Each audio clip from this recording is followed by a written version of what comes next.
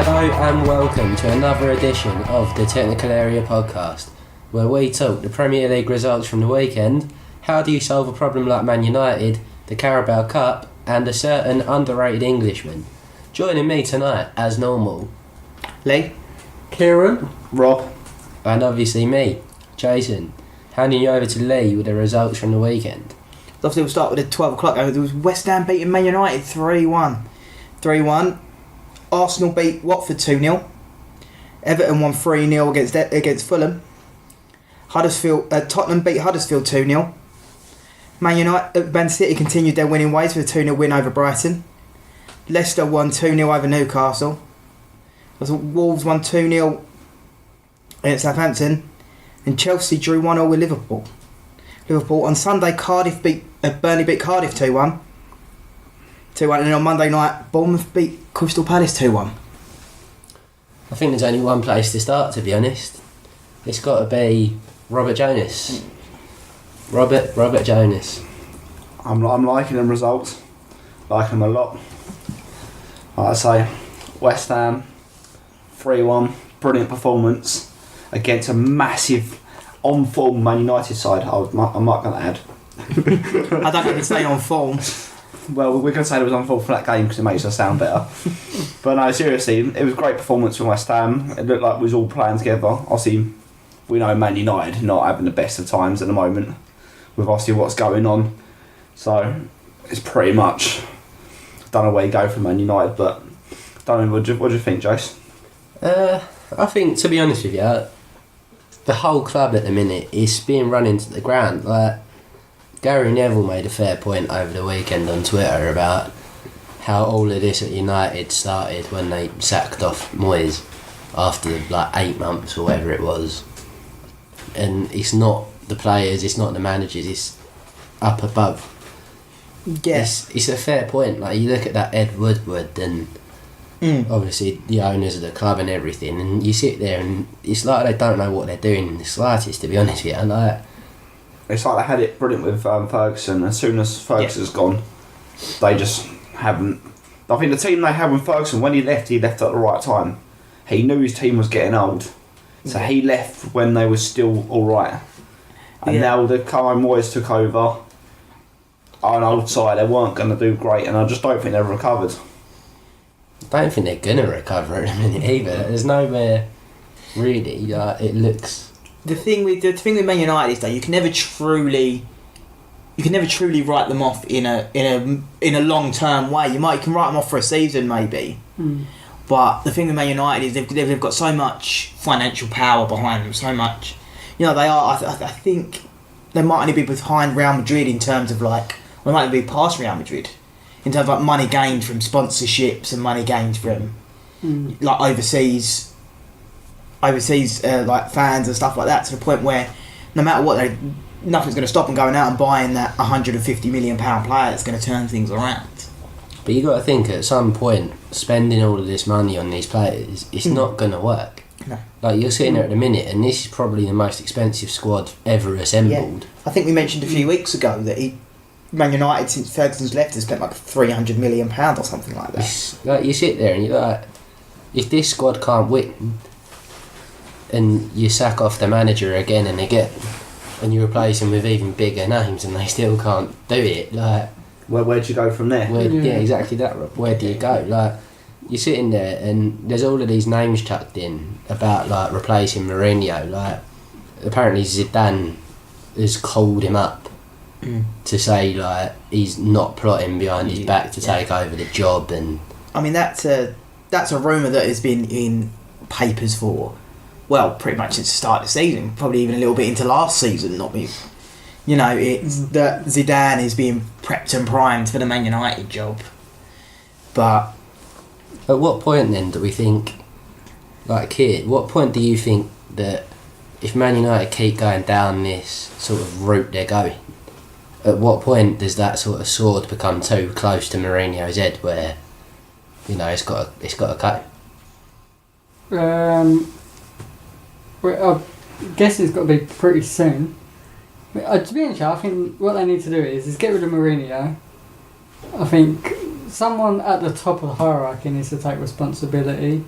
because obviously spending big money on big players that don't seem to be performing.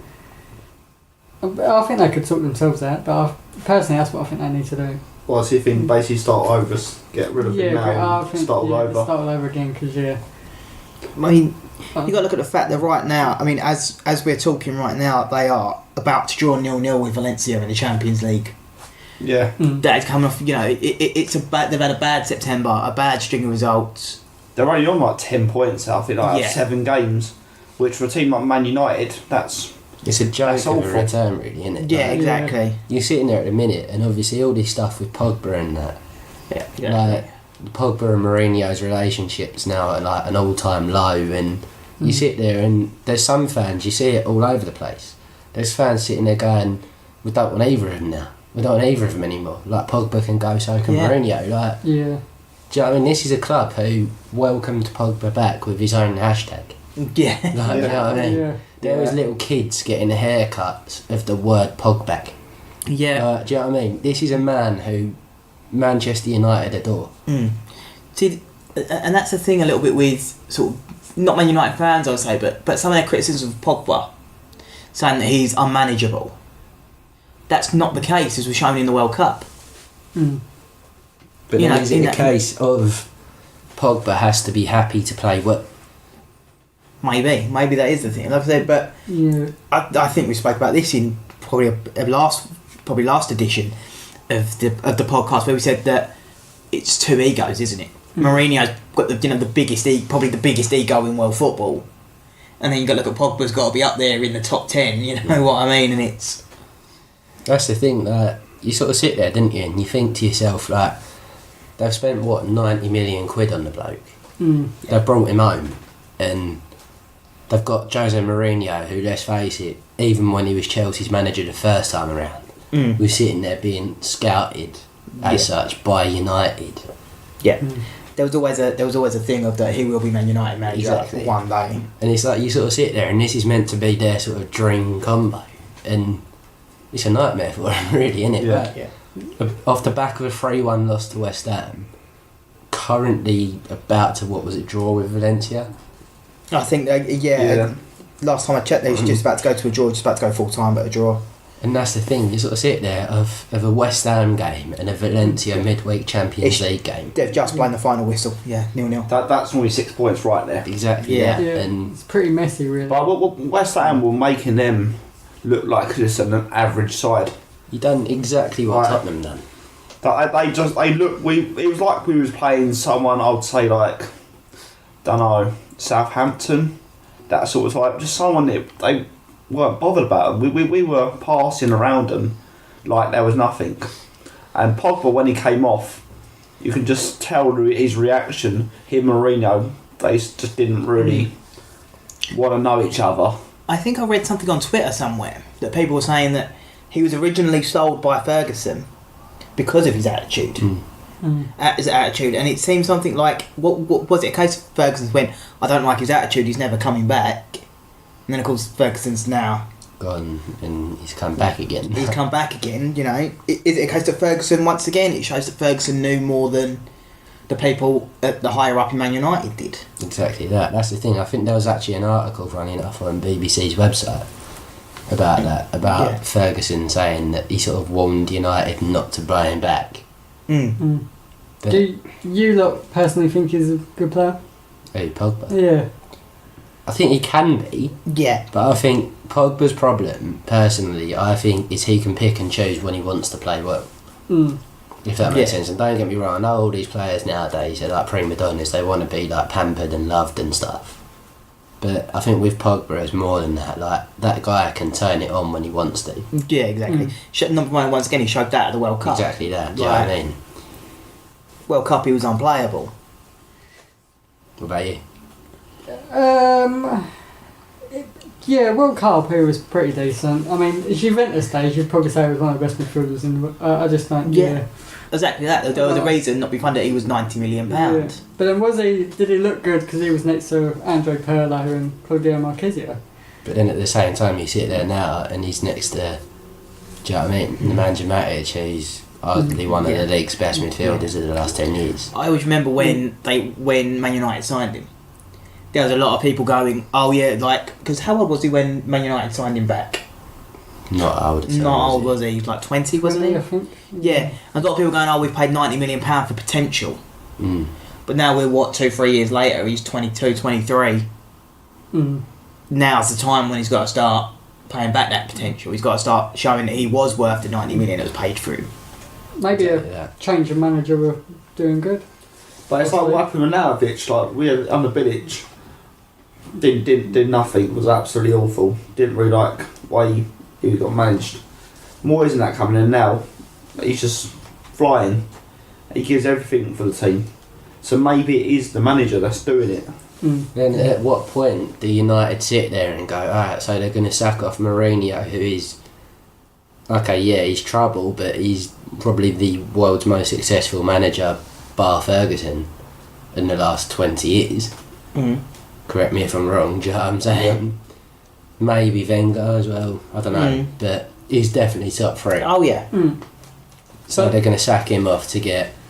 If he's lost players like Sanchez, Martial, Pogba, he's lost pretty much Exactly. like a large quality of players. But then is this going to turn into a club where they've got Paul Pogba who's going to pick and choose who he wants to be the manager and who he wants to be the cook and who he wants to be the boatman? Like, do you know what I'm saying? Yeah. But as we've said before, the players always stay. The manager always gets the X. Yeah.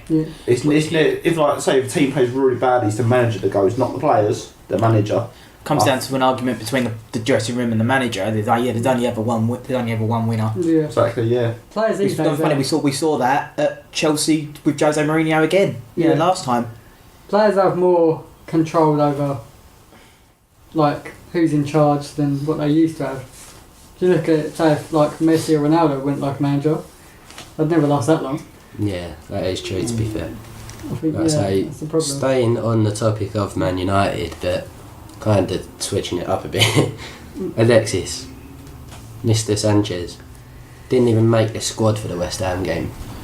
I saw him like watching behind the bench, and he just didn't look like he wanted to be there. He just looked fed up and just looked like he just didn't want to be at Man United. I think that's probably the worst decision he made. Well, it's funny you saying that. Apparently he, this is going off various Twitters and newspaper reportings, saying that apparently he spoke with Lucas Perez, who was now at West Ham. West Ham apparently said to him that it's his worst mistake he's ever made is to go to Man United. Which, ironically enough, at the minute, if you look on like most good betting services, he's odds-on favourite to return to Arsenal. Funny enough. Nah, I think he's going West Ham after talking to Perez. Well, if you look, it's things like you've got to look at Ozil. Arsenal has scored 3 goals in 5 games.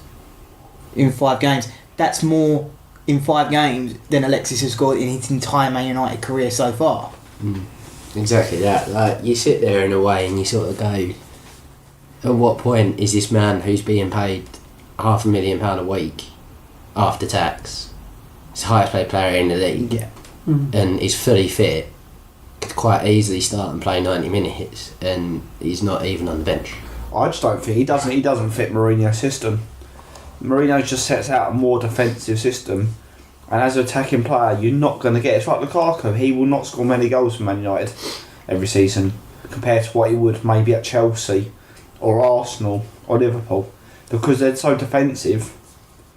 The attacking players don't get as much goals in that. So on that then, what with what you're saying there, Rob, how long do you think United can sort of like stay with Sanchez, in the sense of, we're sort of talking about Sanchez leaving them, how long do we think United can stay with Sanchez when you've got Martial and Rashford that are hungry and desperate for the time?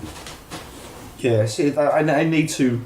I think they just need to get rid of Sanchez. I think getting rid of him. Like Rashford, he looks good for United. He seems like he fits Man United. Martial, he's been a bit of trouble with Mourinho. Like as we said before, he's come out and said he signed the contract because he thinks he's going to be longer than Mourinho. Yeah. So he doesn't like Mourinho, so he's not going to really give his all to him. Mourinho's gone.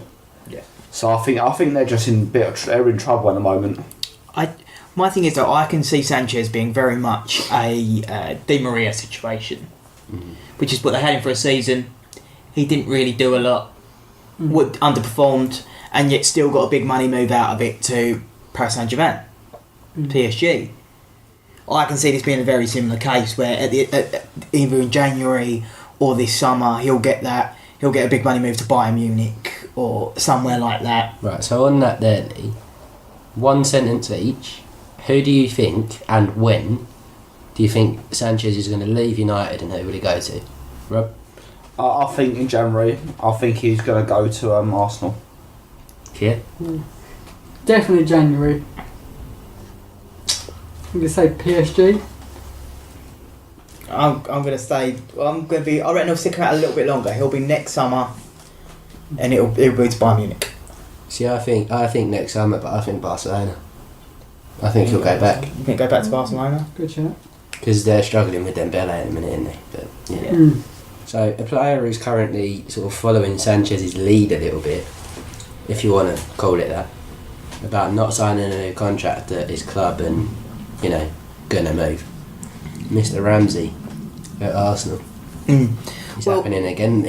Well, actually, if you actually look at what it is this time, according to all the reports I've seen, where Sanchez was more of a case we wanted him to stay, and in the end he decided to go. In this case, apparently there was a deal agreed between us and him for a new contract, and then when Gazidis, our chief executive, left to go to AC Milan, we apparently took the deal off the table and went, no, that deal is no longer available, and basically went, you're going to go for something or nothing, which to me says that it was Gazidis who was the one who wanted to keep Ramsey, and Unai Emery is now, with Gazidis now gone, Unai Emery is now sat around and gone, you're not part of my plans, you can go. The thing is, though, I remember reading at the beginning of the season, before, or just after Emery was sort of announced, saying that Ramsey's apparently going to be the integral part of your team and he's going to build the team around him. So that shocks me a bit. Yeah. What about you two? I think things change. I think they say they can build a team around someone, and then someone else comes in, or they have different ideas.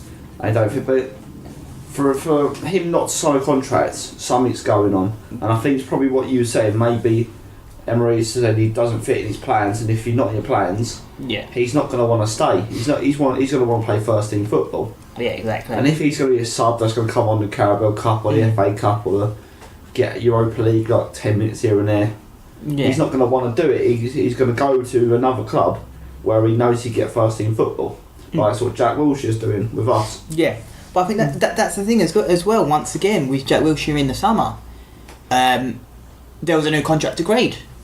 Wilshere was ready to sign it. That was a bit different. And then we sat down. Yeah, you're not part of our plans. What's your thoughts, Skip? Yeah, maybe he's just sort of, 'cause he hasn't watched him play, so I mean, he's obviously gave him a couple of chances this season. Maybe he's just felt, I don't like the look of him in midfield. I mean, you look at all the midfield players we've got already. Now we've got Guendouzi, who's looking okay. Torreira, who's shown good now he's in the starting 11. 11 got Mkhitaryan, Ozil, Iwobi. Aubameyang plays on the right wing or the left wing. There's so many players battling for positions in that squad. Without mentioning, Xhaka and players like that that are all trying for these spots. So maybe it's just a case of Emery deciding something new. So do we think Arsenal need him, considering that, what was it, the 100% record in September? 77. Played some Do we games. think Arsenal need him at all? Do you think, they're doing alright sort of without him? I don't know how much he's played. Yeah, I was about to ask how many minutes he's played. Yeah. He did. Yeah. He did feature in. I think he featured in all games somewhere or another. I don't know if he. I don't think he played. Yeah, he didn't play every minute of every game. I know that. So he's sort of a bit part player in a minute. So if they could flog him off for a small fee in January, it could be. But if I was Arsenal right now, I'd be putting out the feelers to Man United for another swap deal for Pogba, maybe. Get another one of Man United's still players. No, right, so moving swiftly on. last week, week before, the FIFA Best Awards. I think we were going to talk about it last week, but we couldn't because of our technical issues with the monkeys playing with the wires. So, the FIFA Best Awards. What do we think about that, boys? I think it was always going to go to Modric. Mm. That was not a after he got the golden boot, got the golden ball at the World Cup. You know, got voted best player at the World Cup, Champions League with Real Madrid. I think it was always going to go Modric. It's a strange one, isn't it? Because he's got to come into the tail end of his career, and he's suddenly like Zlatan Ibrahimovic all of a sudden. Like, do you know what I mean? He suddenly hit 32, 33 and turned into like the nuts. Like, do you know what I mean? Like, I think sometimes experience takes over you. He maybe not to be the best player, but he's got the experience. He knows how to win games, and he has been at that level now, hasn't he? Like with the Madrid team for must be close to 10 years. yeah, it's a long time. Yeah. Yeah. Do you know what I mean? It must be close to a decade at Madrid now. Like, it's unreal. The guy is sensational. It's been very controversial this year, with the likes of De Gea making the team of the year, yet not being in the top 3 goalkeepers category, and Salah doing the opposite, like being in the top 3 men's outfield players but not in the world 11. Like, there's been a lot of controversy around this year's awards. Do you think they need to change the way they do the voting? Because obviously the way they done it, I think, is like the fans and pundits, etc., all vote for who they want nominated and who they want in the World 11, for example. Do you think they need to change it so this doesn't happen? I'd say so, yeah. I just can't see how you can be in a team like the team like 11, like best in the world, and then not be in the top 3 in your category like De Gea is. Exactly. That's, Yeah. surely if you're Especially, especially after the season Salah had. I think it's pretty mental, really. Yeah, I mean, just reading here actually, just going off what you said about how they work it out. I'm just reading here. This is off FIFA's website. They're saying it's voted for by thousands of professional players from around the world. But it does come to a point where you sit there and say, as everyone's saying, how did Salah not make that team? Is it just a case of, the things like Cristiano Ronaldo and Lionel Messi in that list? And is it they're just voting for players that they know? Not sort of players that they know, but players that go, obviously Messi's got to be in there, obviously Ronaldo's got to be in there, you know what I mean? Not so much if they actually deserve it, it's more of just they've got to be in there because they're Messi, because they're Ronaldo. Because they're supposed to be the 2 best players in the world, you can't have them without. Yeah, exactly. And I think it's a safe option for them. They put them in, no one's going to question them. Yeah, exactly. No one will question why is Messi or why is Ronaldo in the team. Yeah. Because they've justified why they should be in there. But when you have players like Salah, who was absolutely on form last year, for not getting in the team of the year, like World 11, that's madness, that is. Exactly. Right, so that's enough of that. Carabao Cup recap, as we promised we'd do, just for Mr. Jonas over here. I'm not going to lie. We wanted to talk about another West Ham win, which is getting kind of repetitive now, which I never thought I'd say. But Dogs, I'm having a blinder this week with these results. West Ham 3-1 against Man United, 8-0 in the Cup. That's 11 goals, like 2 games. What is going on here? Like, I don't think I've ever said that for West Ham. But yeah, we playing a really, really bad Macclesfield side. They're bottom of the League 2. So I was expected to win, but I didn't expect 8-0, to be honest. to be fair, your academy was on fire in that game. Yeah. Like, I think when it's ain't stupid, like 5 or 6 of the goals were all like academy players. Yeah, we had one player, he scored 2 on his debut for the first team. And then, because he scored 2 and done so well, he got his debut against Man United in the league. We didn't start, but he came on. But it probably shows how good our academy is. We had, end of the game, I think we had 4 academy players that were on the pitch. Rice, Coventry, Powell, and I can't think of the last person's name. It's a proper weird name. Yeah, it's Diet. I don't know. Not too sure, but he was the best player, that one. But You got Tottenham in the next round, Rob. oh, that's gonna be a tough one. But with Tottenham not on great form, and I know that they are winning still, but they're not on brilliant form. So I think we can beat them. I don't think. I think the youngsters going out with no fear. Is it home or away you are to? Home. You're at home. At home against Tottenham, yeah. What, if you're not going to be playing at MK Dons, you can be good with that one. That's the travel way to Milton Keynes. Yeah. Like, it's probably a lot closer for them as well. But I know you want to talk about, you got Chelsea versus Derby. Yeah. Derby fresh up. Lampard's return. Derby fresh off and knocking out Man United. The return of the Lampard, I suppose. I think that's the biggest talking point about that, really, isn't it? Yeah. Can we touch on, before we go over Derby, the Derby free kick? Yeah. Oh, man. That was... Yeah. I watched that, and the change of direction is astounding. The first time I saw that, I went, that has to take a deflection. And you see it from all different angles, and no, it does not. That is just... The swerve on that ball was incredible. So who have you two got in the next round? You got Blackpool, Lee. Yes, yeah. That's right. Yeah, we got Blackpool. Yeah. You're away at Middlesbrough. Yeah, great. Preparing for next season. Yeah. No one likes coming up against Tony Pulis. He likes to park the bus and he always managed to get results out of us. So. What was your score in the last round, kid? 3-0 against West Brom, so. Which makes a change from Palace, yeah. Done alright, to be fair. Yeah, so it's not too shabby. We beat Liverpool. Just had to throw that one out there. Mr. Hazard does it again. That was a great goal as well. Yeah, it was sensational, to be Bang fair. goal. The guy's unreal.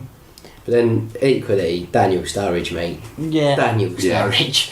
Listen, one thing about the League Cup is I noticed more teams now putting out a stronger strength side for the Carabao Cup games than they have been in previous years. Yeah. Previous years, you've got to look at this was a competition that was mainly seen as a youth competition. exactly that, a really. youth cup really more than anything. Players playing at reserves and players that don't normally play, and yet as you say at Chelsea Liverpool there was Daniel Sturridge, there was Hazard. You know, I think that wouldn't normally play Carabao Cup games. I think that's changed though, because now they've added it. If you win it, you get the European Cup place. Yeah. So I think because of that, it's sort of like teams, especially like your Chelseas, your Liverpools, who might not necessarily make top four. Do you know what I mean? They sort of sit there and go, actually, this could be a safe little route into it. Yeah. Could be guaranteed European football by February. Yeah, I think that is a big thing, especially like the not find like the like us, like the Arsenals. Yeah. Who we probably will get 5th or 6th to get that Europa League spot. If not, top 4, we will definitely get sort of 5th or 6th. You still have that little bit of security, mate. Go, no, well now we can go all out. We don't have to play for draws to make sure we get 5th. Yeah, exactly that. Is always That's the thing. I think even like not just the sort of top 6 though. Like even looking down a bit, I think clubs like the West Hams and that. Obviously, the last round was a bit different because you had team bottom of the 92 teams or whatever. Yeah. You sort of sit there and like Palace, for example. Like you're all playing. All the teams nowadays seem to be proper going for it in a way. Like, Yeah. To be fair, we don't really have no squad depth, so you just got to, we've just got to do it anyway. Ain't got no choice really. About your points as well. I think it's a tournament, a cup that teams think like West Ham and Palace think we can actually win. Like the cup, we know we're not going to win the league. We're probably not going to get in the top 7, so at least get our top 6 to get Europa or Champions League football. So these are the only opportunities we've sort of got to get it, unless we get financial fair play, which West Ham did one year, but that's against FC Astra. Yeah. So we didn't get that either. Still? yeah, that's like Burnley did it, wasn't it? Yes. Sorry, it was. Yeah. But yeah, right, so one man who I think scored in the Carabao Cup last week, I believe. Could be wrong, pretty sure I am, not too sure. Raheem Sterling. This is a stat I saw online, funny enough. And I don't know, I sort of sat there and I thought to myself about it, and I was like, this guy is criminally underrated in a way. Like you sit there and Raheem Sterling, he's been involved in a goal every 89 minutes in the last 2 seasons. Right, that's more than anyone else in the league. Your Kanes, your Salahs, Hazards, everyone. Sterling leads that. He's scored and assisted the 3rd highest in the last 2 seasons, behind Salah and Kane. That's just a great record. Exactly. And he's got to sit there and where's his plaudits? Do you know what I mean? Everyone goes, oh, Harry Kane, Mo Salah, but what about Sterling? I think the thing with Sterling is where he's in that Man City team, who's got De Bruyne, who everyone talks about, Aguero that everyone talks about, Silva, who everyone talks about. You get to the point where that Man City side is so chock full of great players that stats like that and players that are actually coming into their own great players just sort of go under the radar because that team is filled with great players. Like all he is just a number. Yeah, exactly. That's all he is. He's a part of the 11, but he's just a number. Like he's basically a small fish in a big pond. Yeah. Because he's got, like you said, so many brilliant players. Exactly. He doesn't get the credit he deserves. Yeah, the credit. Yeah, exactly that. Because everyone's still just going to talk about the Aguero there. It's mad to sort of see what Guardiola's done with him, really. Just compared to what he was at Liverpool, yeah. Even his first season. Yeah. There was always promise. You always knew that he was going to turn him into a... Yeah. You know, they were never going to be too far off of a Premier League trophy the second he joined. But it's just what Guardiola's done to Sterling. Because I remember that first season at City, everyone was putting question marks over his head, didn't they? Over the 50 million being a bit too much, and then. And unfortunately, in this sort of day and age, a lot of opinions on players who are either underrated or overrated all comes down to what they get in the press. And as we saw over the World Cup, Sterling gets a lot of unnecessary, unneeded negative press. For stupid reasons that should not getting a tattoo exactly that should never come into it, which could just works in this day and age just to shape everyone's opinion of a player. Yeah. So lads, who do we think? Again, one name each, and a reason why, I suppose. Who do you think is the most underrated player you've ever seen? I'd say for me, Mata at Man United, because what he did at Chelsea, when Mourinho took over at Chelsea, he didn't like Mata, and now for him to go to Man United and get in the team, I think he's done pretty well, but he just still does not get mentioned. What I think, if you watched him in his game, he creates loads of chances for him. His work rate's really good. But still, he's in this United team for Lukaku, now Sanchez and everyone, and Pogba's. He's just under the radar like Sterling is at sort of Man City.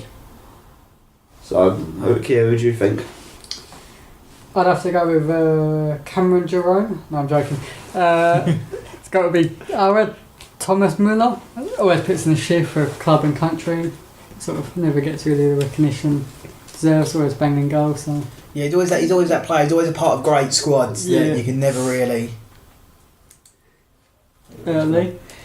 See, I'm going to go for one sort of. I think Marcus Alonso at Chelsea. I mean, he gets a lot of. Like, people put him as a good player as he is, but he's a player that he's always dangerous, especially for a defender. For a defender to score as many goals as he does is insane. I'm always scared when we play. One of the players now that I've grown to be fearful of when Arsenal play Chelsea is Marcus Alonso. Every time I get a free kick, I go, "Oh, Marcus Alonso's probably going to stick this top corner," or is it a big header? Still haven't fully forgiven him for concussing Bellerin, but that's a different story for a different time. Fairly on the ball, to be fair. Concussion says different. No, but I think he's a great player. As I say, for a defender to score as many goals as he does is ridiculous. He is sensational, to be fair. Yeah, I'll give you that. Yeah, Jason, who you going for underrated? For me, someone we mentioned earlier, Mr. Aaron Ramsey. For the sheer fact, I remember a few years back when he was having that season where every sort of game he played, he scored. Yeah. And he basically got you top 4 that year on his own. Yeah. You sort of sit there, he's got all these big names around him, and whenever he does play, I know we said earlier he hasn't been playing a lot, but especially under Wenger, whenever he was playing, he was, do you know what I mean, he could change the games. Yeah, exactly. Single-handedly, if he was to come on as a sub, that was it. Boom. Ramsey's gonna score. Exactly. When you think as well to come back from what he had to come back from. Exactly. Or leg breaker with bloody Ryan Shawcross, but anyway. Standard Arsenal agent. Wasn't there that weird stat that Ramsey would score and a celebrity would die? That was a stat for a long time. Yeah. That really, I was surprised he's not in prison then. Yeah, okay. Just before we, I think we're getting ready to sort of wrap this up now. It's just before we do, I just want to remind everyone to please subscribe to us on Apple Podcasts. We're now on Spotify. We should also be on every good podcast service for Android and some rubbish ones too. To follow us on Twitter at the Technical Area PC. Just Technical Area PC. Follow us on Instagram at the Technical Area Podcast. Search for us on Facebook at the Technical Area. So Technical Area, just give us a like. Subscribe to us on YouTube. These podcasts do also go up on YouTube as well. So if you give us a listen on there, that'd be great as well. And apart from that, I think that's going to be goodbye from me. Goodbye from me. Goodbye from me. Goodbye from me. And we will see you next week.